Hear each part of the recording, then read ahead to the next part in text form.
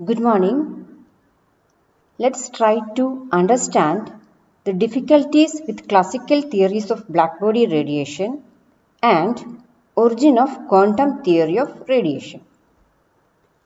So, what is meant by a blackbody? Or how do you define a blackbody?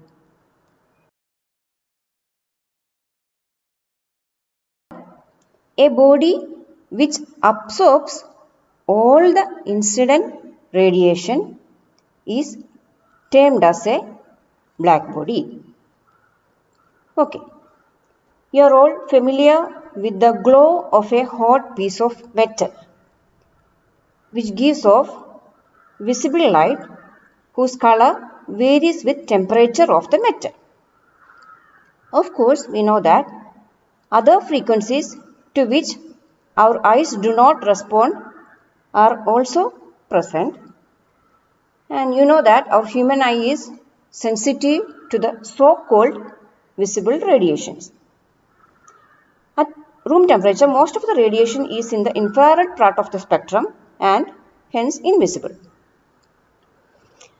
Now, the ability of a body to radiate is closely related to its ability to absorb radiation.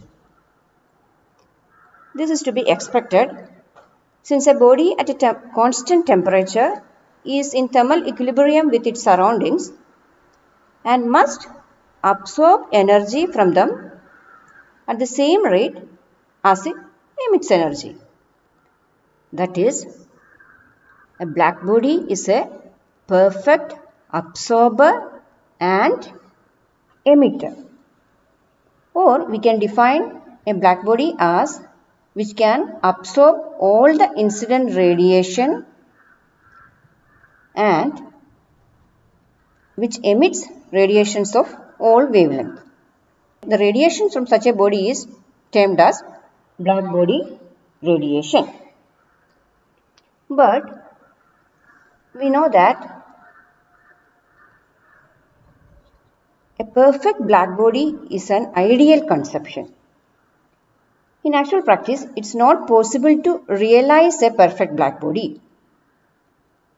But an enclosure provided with a small opening serves the purpose of black body because all the radiations entering the enclosure will be reflected many times inside the enclosure and ultimately get absorbed. At this point, it will be worth mentioning that our sun is a black body.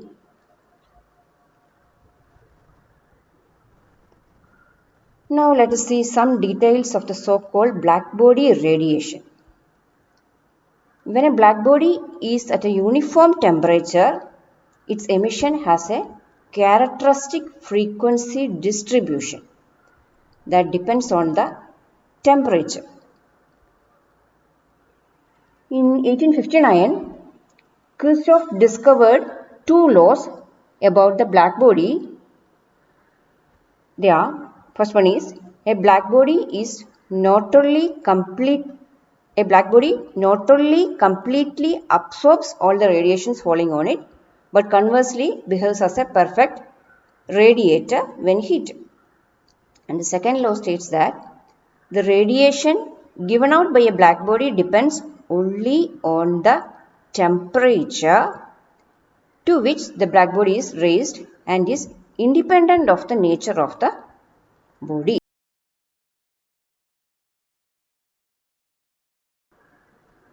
This law states that black body is a perfect absorber and emitter. In the next class, we will see the details of black body spectrum.